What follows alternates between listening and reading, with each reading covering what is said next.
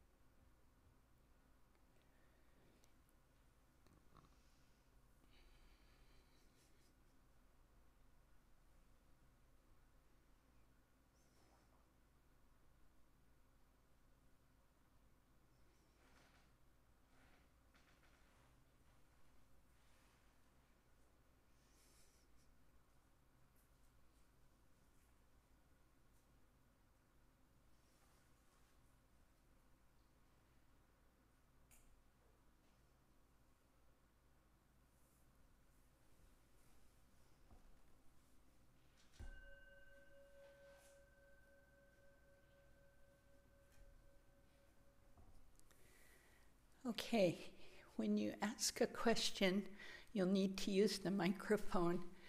That's not so much for hearing within this room, it's for the friends on streaming. Hi, friends. And they cannot hear the questions unless you use the microphone.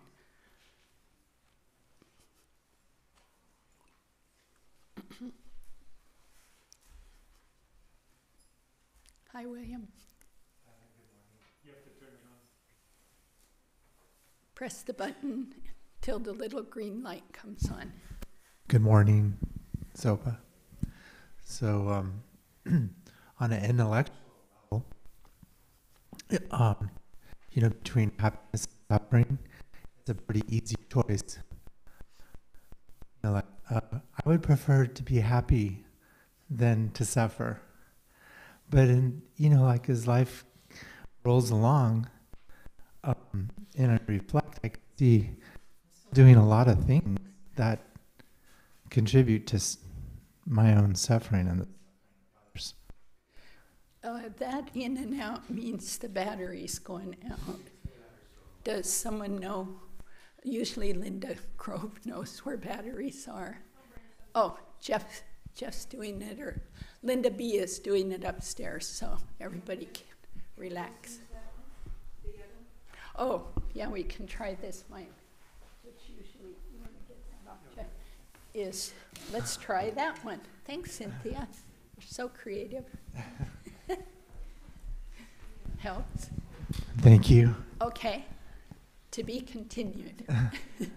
So I think, did you sort of get what I was talking about? And we head towards suffering instead of happiness, even though we've got the concepts. Yeah, intellectually, the concept is pretty simple. Yep.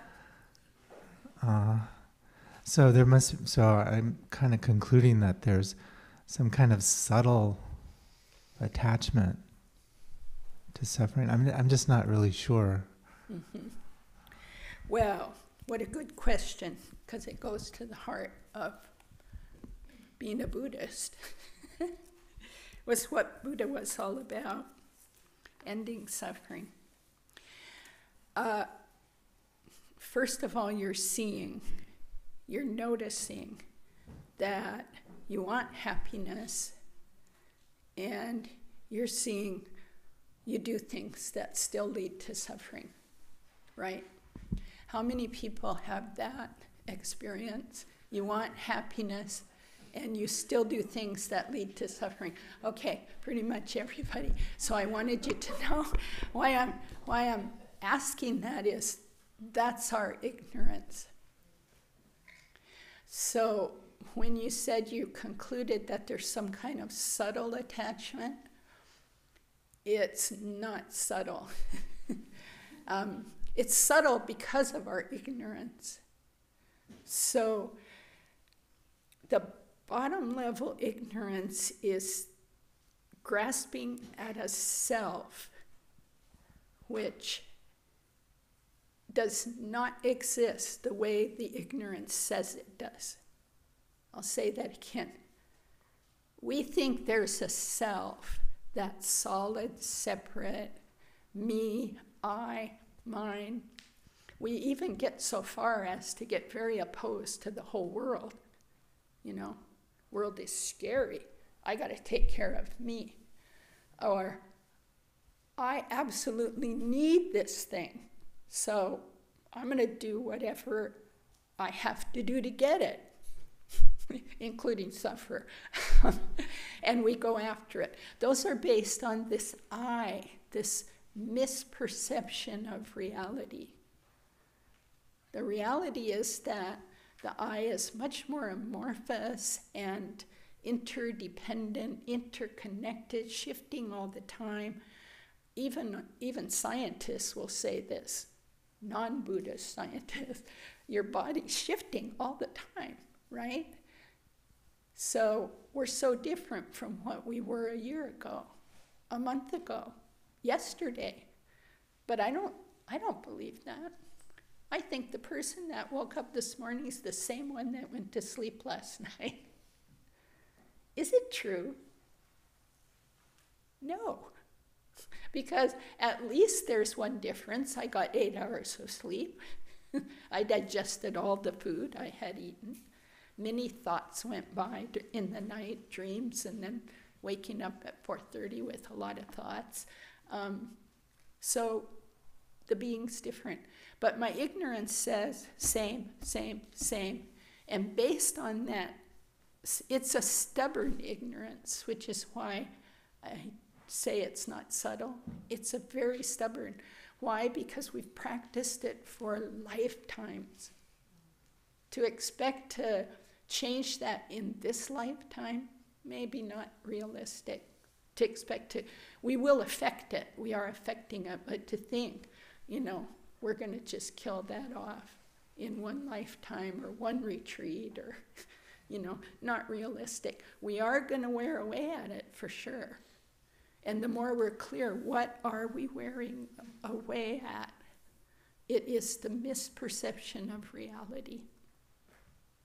In that misperception, so that bottom line is this self-grasping, grasping at a self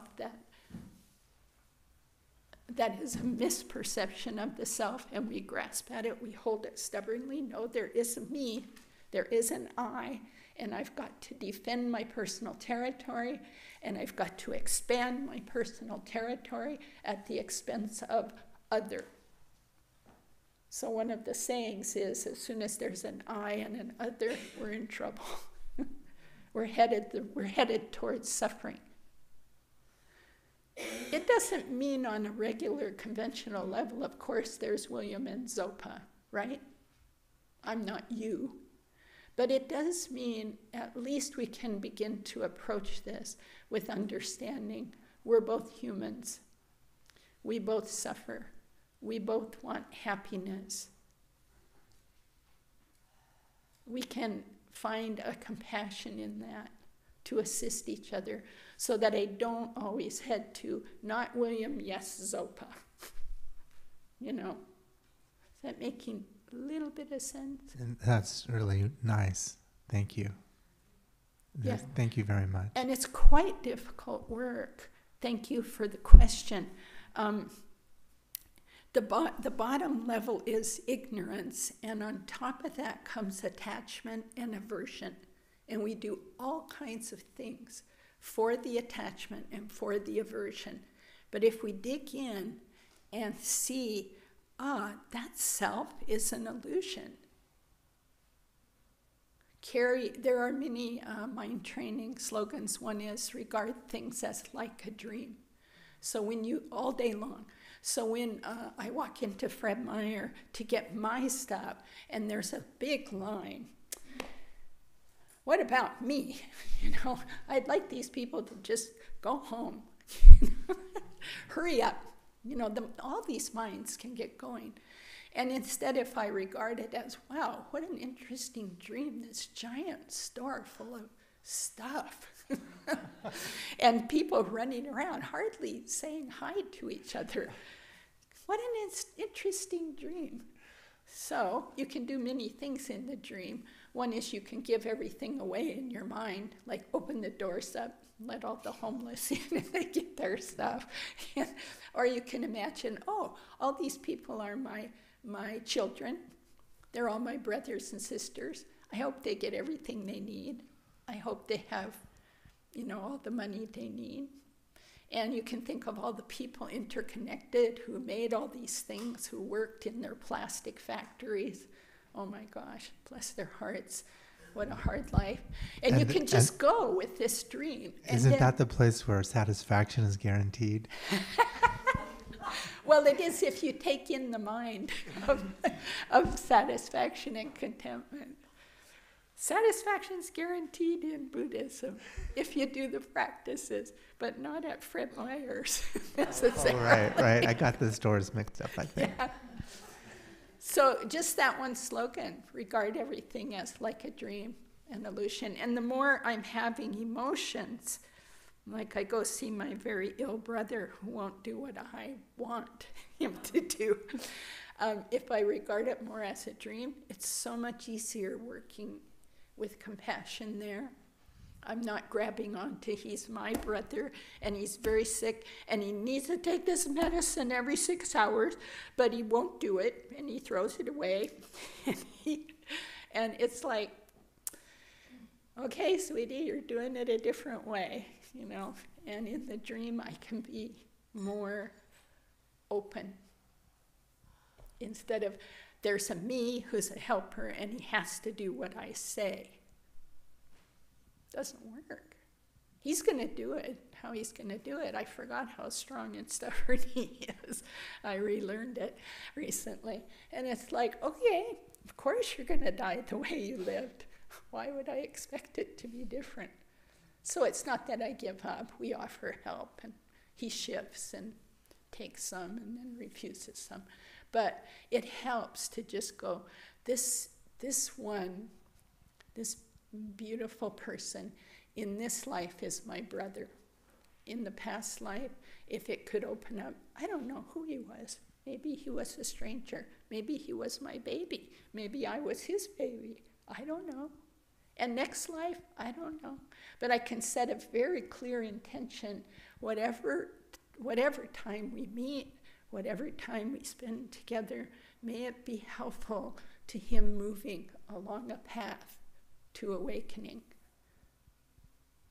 Whether he takes his pain pills becomes quite small then. Do you see what I mean? It's not the most important show in town. Yeah. And then I can loosen up, and then he actually is more, when I'm not bringing my to him, he's more able to contemplate and figure out and be calm. Really good question, thank you.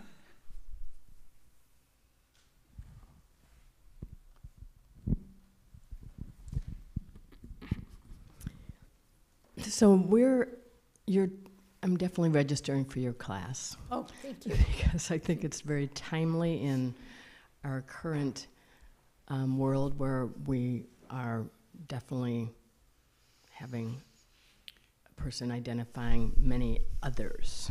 And I had a recent simple experience, which I think I'm sort of centered and not going to be reactive. And I got this, and sort of a Facebook Messenger thing from a friend that I used to date, a man I used to date, and I haven't seen him for years. And it included a couple photos from like the 70s or whatever. So I said, oh, how nice this man is, because it wasn't a stalking thing, it was just a friendly thing. And then I said, let's be Facebook friends, which I am now thinking I'm going to get off Facebook altogether, because I explored. So he did, and I go into his profile, and he's a chapter leader of a white supremacist group called Red Nations Rising. And lives in Beaverton, and is retired from Intel. I mean, and I just had this visceral feeling of illness. I mean, I felt like this rush of. I felt awful. I mean, it's like, and so I write back. I said, I don't think we have anything in common. I did my little. And so I think we don't want to carry on a thing. And he goes, well, wait, I'm not Attila the Hun, and I have values. I said, well, that was enough to intrigue me. So I said, like what? And he says, well, my daughter's name is Kennedy, and I support gay rights. So here was an opportunity for me. So here's my two sides, right? Yeah. An opportunity to engage and kind of question and find out, maybe have some inquiry, some dialogue in a healthy way to understand the other, or retreat. And I just have, and I don't want to go there, which I think is also a healthy choice. I don't need to do that. But we're kind of, it's challenging times to have some equanimity when there's so much polarity, polarization. So I guess that's my. What do you mean, that equanimity? Well, I'm just thinking within yourself. Yes, sort of within myself, to sort of have a core of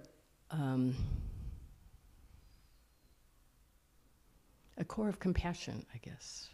Yeah. So it sounds like you watched yourself go, and you stayed there, and you came back to, I see an opportunity here, and this part's not phrased by you, but when I'm in those situations, I say, and do I have the capacity right now to meet that opportunity? Because we don't have to meet every opportunity. I can walk out on the street and someone's screaming on the corner, especially close to where I live. This is not unusual.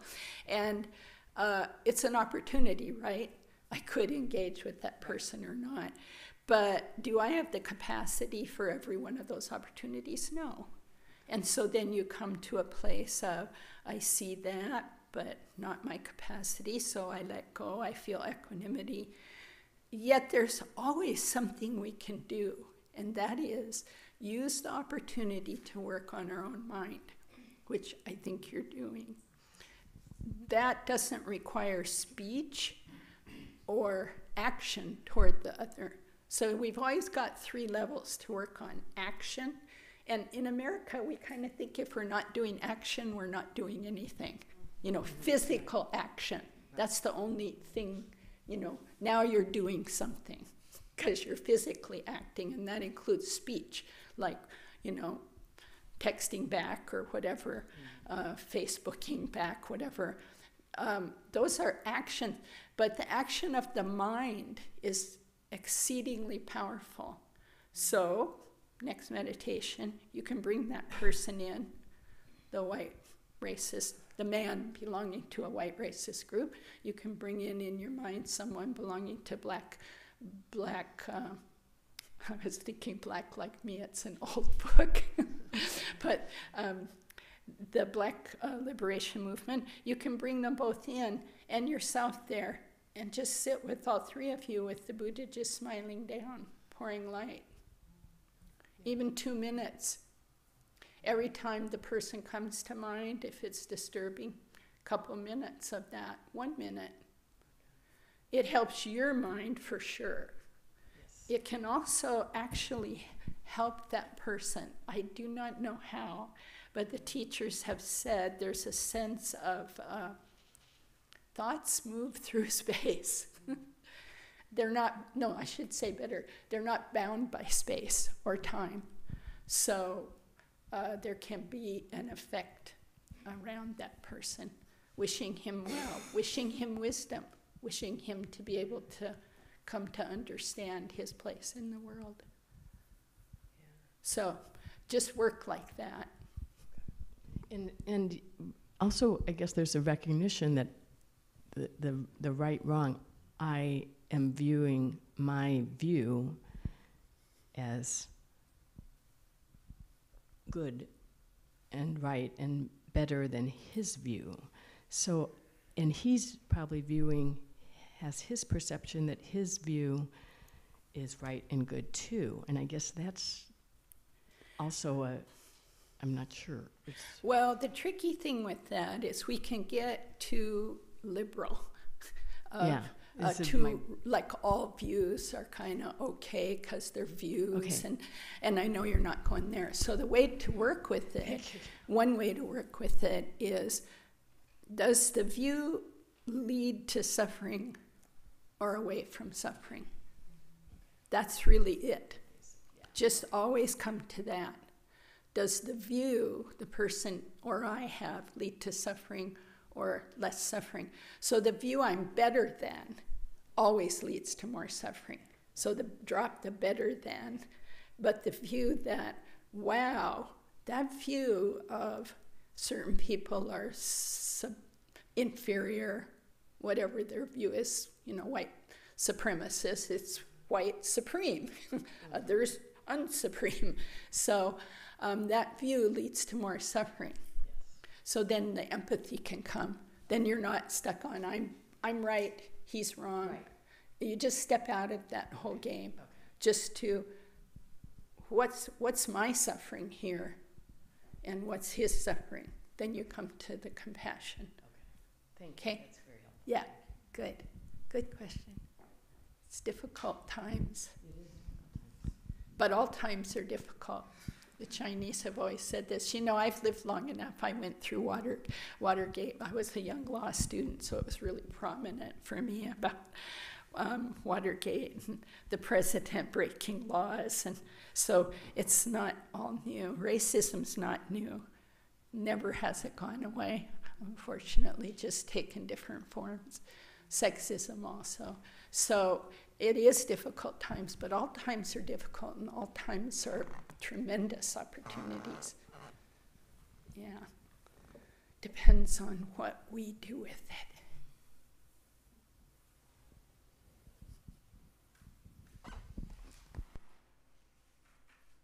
Thank you, Peter. It seems to me that, or I find in reading and learning about Buddhism, that there are contradictions. For example, Buddhism, I think, teaches that happiness really comes from serving others rather than being concerned about myself. And yet we're talking about I prefer happiness to suffering, or I'm going to spend my time and effort understanding my mind, and I don't see the connection between those activities and serving others.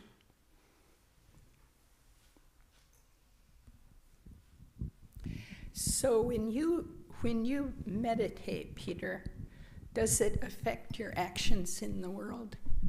Yes, I think it does. That's the connection. I hope it affects them to a beneficial level. But that's the connection. It's pretty simple. It's pretty straightforward. So when I meditate to help my mind, then I calm, then I go out in the world. That is helpful to others. What I take what I bring. Does that get it? Get at your question, I'm not sure. Certainly when I meditate, I'm affecting my mind, but particularly last Sunday, Lama Michael was talking about understanding mind in a more intellectual process, it seemed to me. And that in particular is one of those things that I don't see the connection. Well, I wasn't here when he taught, and I haven't reviewed those tapes yet. But, you know, here we are, right? What do I have to work with? What are my tools? This body, this mind. I don't get to work with his. He works with his, right? So you got to use the tools you have. And what the Buddha said is, you can tame your mind. The mind is tameable. And I'm pretty sure you've experienced some of that. Maybe everyone in here, maybe you're less angry than you used to be, less irritated, less graspy, less dull, right? That's what Buddhism does. So it works with the mind to wake up, see what's around, be aware, and bring that into your life every moment. And there's so many stories that come here through the questions of, I used to do this, but I do that. Both these questions this morning from Lynn and William, I saw this, I see this, this is where my edge is. That's what we bring to others. But we have to work with this mind and this body. So that bodhisattva motivation of be here for others has to be through being here for yourself. Not the self-grasping, confused self, not the selfish, self that keeps leading you to suffering, but the self that decides to come to a meditation, the self that decides to be kind, the self that sees your fear. There is that, you still have a self here that's doing all that, right? So there's quite a movement in the US, and I think it's really healthy to start compassion with yourself. And as we're compassionate towards ourselves, our capacity to be compassionate to others grows. Does that make sense to you? Yes, I think that's likely true. Okay, because if you're mean to yourself, if you're mean-spirited inside, the more I can watch, one of my habits is self-judging. Like, Zopa, you didn't do enough. You didn't do that right. You didn't. And I'm getting to a place of just saying to that part, not helpful. Not helpful. Because I see when that stirs up and I go with it, I'm pretty soon doing it to others. She didn't do that right. She didn't do that well enough. He didn't do that right. Where does it stem from? The habit of doing it right here. When I work on my mind and see that, I'm more helpful to others in a genuine way. Thank you. Thank you. So I think Peter and I have struggled with this in common. We've talked about it sometimes. And what helps me, because my actual practice is so challenging to me, I like the practice part. It's like sitting and trying to be still. And yeah, the formal practice. The formal 'cause practice. There's practice off the cushion. Yeah, well, you that too. Plenty of. Yeah, that too. But I'm what's been really helpful to me in this challenge is remembering that three-legged stool of study, contemplation, and practice. Meditate. Yeah, because so study is practice. But that practice doesn't only mean meditate. It means study and contemplation. Yes. And that I can't, I have not had much movement only in meditation practice if I don't do a lot of study and a lot of contemplation, because the actual information that I have, like my grounding is, well, it's not as bad as it used to be, but it used to be really way off from kindness and generosity, and it's really important for me to balance all three of the legs of the stool. And then the other thing that happens is I can find things to study that are way too complicated. I loved what you said to Lynn a minute ago about, being in a situation and saying, what's my capacity here? Yeah. And just having to, something will come to me that I have, there's so much we have the opportunity to study, and I have to say, I don't have the capacity for that yet. Mm-hmm. My capacity is basically the 6 paramitas, the 4 immeasurables. That's kind of what I have to keep going back to, and the mind training, and thinking of it as mind training, not mind taming. Mm-hmm. I'm really trying to change the ground that my mind goes to. My default, you used this back in Monroe one time, change your default positions will change over time. Where you go to when a situation arises, your default position will evolve.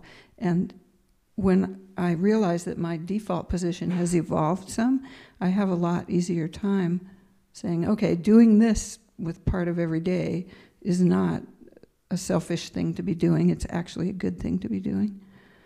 It's they're not separate. The question seems like as though they're sort of separate, like I do this, and then I go and need to serve others, as though they're separated, but they're completely connected. The service will be completely connected with what mind are you bringing. And I'm so glad you brought up the three points, the 3 ways of engaging the Dharma. And every day I read Dharma, every day, some Dharma. I read same Dharma, I read new Dharma, I read, whatever, but I always read Dharma every day. Why? Because my mind is just a mess sometimes, just a total mess. And there's nothing like picking up a Dharma book. This is my favorite prayer book. You can see it's been well used. I think I might have dropped it in the bathtub. But just pick it up, and it's like, oh, wow, okay. The Buddha's in the sky before me on a lion throne, lotus and moon seat. The holy guru with beautiful smiling face. Wow, how could that not lift your mind up? Your beautiful teacher showing up. What did I read? 2 lines? Didn't even take 4 seconds. Then you get enough reading, stop. Your mind is lifted. Do some contemplation. Oh, I have teachers. That's the way I would contemplate. My God, how incredible to have teachers. Precious human life. To have teachers, to have a sangha, to have a place. Wow, I don't want to waste this. So there's a contemplation. Then you can just drop it all, meditate, watch your breath, or whatever meditation, shine with no object. Some people here do that quite well and learn that. Watching the thoughts, not getting caught. So we need all 3. You can get fully enlightened through the 6 paramitas, since the 6th one is wisdom. And it means full out wisdom. Generosity, ethics, patience, joyous effort, concentration, and wisdom, which understands everybody engaged in that. There's no solid, separate me. I can't practice these without others. I can't do a single moment of patience without some others. Sure, I can be in my bedroom doing it because I'm, working on anger at my poor sick brother. Great time to be angry at him. But, I can work on it, but I have to have a brother that I can work on it with. This is true for all of us. We're so interconnected. As the verse I first read, holding everyone dear because they are more precious than the wish-fulfilling jewel. Based on other beings, we become Buddhas. based on our connection to other beings, we become Buddhas. We're not doing it by ourselves. There isn't any individual self who's going to do this. Okay?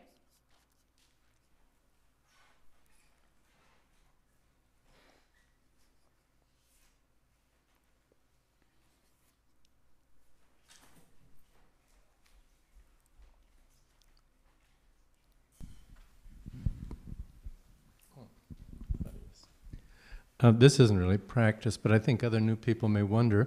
We refer to this place as KCC all the time, and I've never had it explained what Changchub Chuling means. Others may wonder. These are not necessarily things Zopa knows. Chuling is a place. It's Tibetan words. Kagyu, Changchub Chuling. Kagyu is the one of the 4 lineages in Tibetan Buddhism that we're in, Kagyu. The others are Gelug, Sakya, and Nyingma. So there are many books to explain these, so I won't. And Chuling is place. Changchub Chang is something like, what power? Does anybody know? I don't want to make things up. Okay, you'll have to ask Bill. Huh? Changchub. Say it again. Awakened mind. There you go. So the Kagyu place of awakened mind would be one way to think about it. Thank you. I'm not a Tibetan scholar at all. At all. Yeah.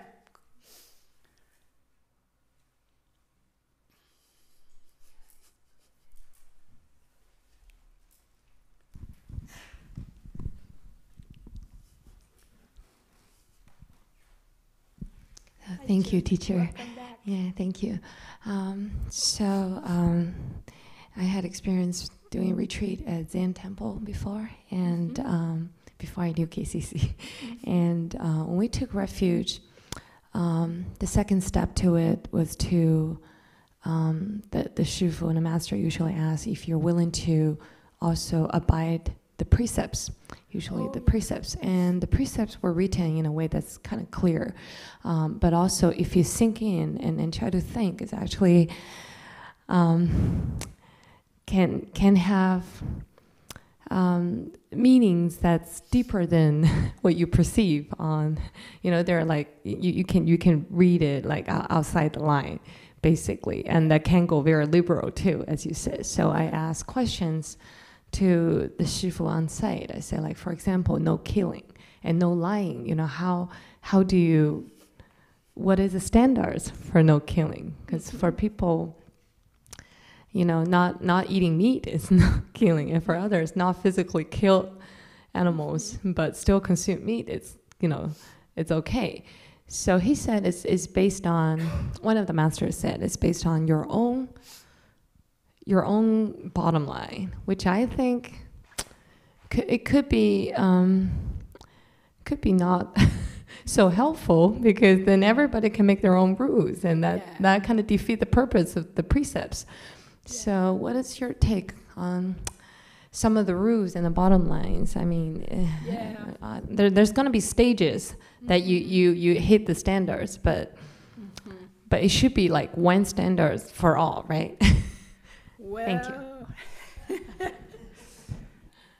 First, I don't want to say anything about what your teacher said to you, because I don't know his, I want to honor that relationship. So taking that out of the question, the first thing the Buddha taught was do no harm. Do no harm. And then do good, benefit others. So harm always leads to suffering. The reason we cannot, in my experience, we cannot define a bottom line that everybody does is let's take lying, okay, example. We could have a bottom line that says never lie. Okay, so here's the example everyone uses. You're standing on a corner and a person runs by terrified, and you're just observing that. They run real quick, you can't talk to them. Here comes someone with a gun or a knife to kill them, and they say to you, which way did she go? Compassion requires that you lie. You say, I don't know, or you say, that way, the opposite way, point toward the police station that way, you know. Life is too complex to say. Some people eat meat. I was vegetarian for 15 years, very happy to be. Now I am not, because my health was going down, down, down as I aged. And a couple years ago, maybe a year ago, I began to eat some meat. And now I'm watching the greed towards meat come, you know, like, oh, I really missed that. It really tastes good. But how much do I need if I think of it as medicine? I don't need as much as I'm eating. So it's always a process. We're not going to arrive and have everybody get in the lockstep. But as humans, with our good Buddha nature already intact, by the way, we're not discovering something that's not there. There is a, what did Lama Eric call it? He said the natural awakened mind is completely ethical without effort. Our natural Buddha nature is totally ethical. It's not like you need 10 commandments or 10 negative actions, 10 positive actions. It is good for us to know those and learn them, to be able to rattle off the 10 negative actions. You know, it's really helpful. Don't kill, don't steal, don't lie, don't unwise sexual behavior, don't use intoxicants to the point where you do all those mindlessly, you know, and on and on. But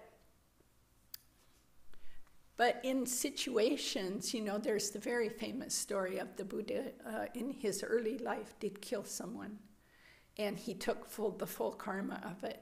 He did it fully awake. He did it with full compassion. This is not the way I could do it. Of course, I'd be acting in confusion. That's why I don't even contemplate it, you know.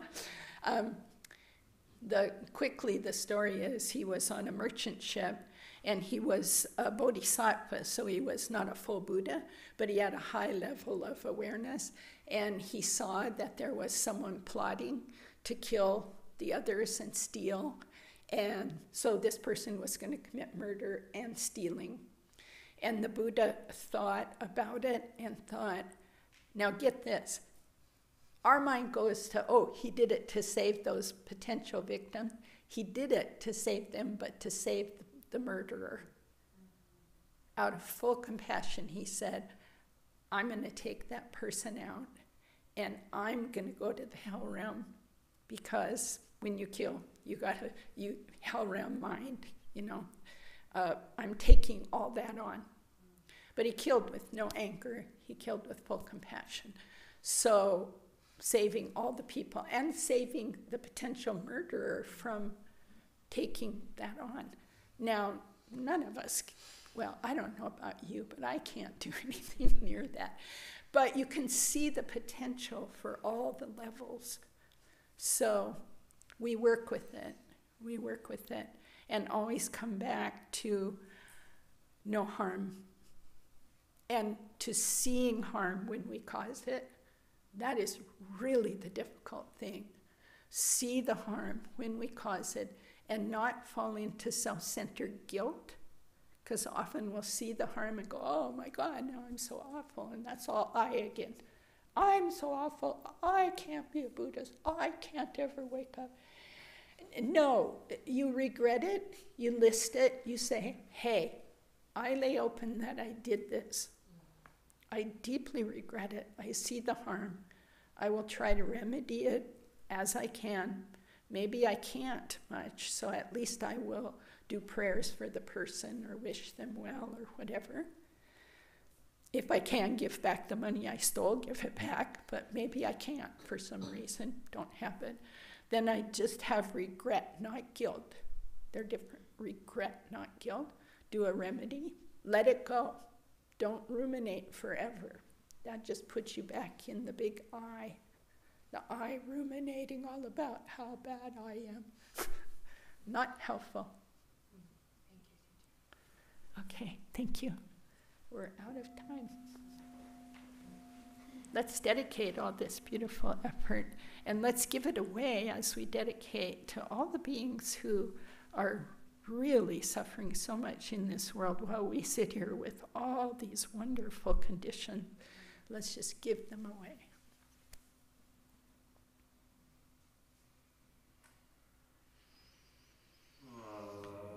Till the summit of enlightenment is reached, I and all beings go for refuge to the sources of true refuge. By this virtue may I quickly realize Mahamudra and establish all beings without exception in this state. Refuge and dedication. Excellent. Excellent.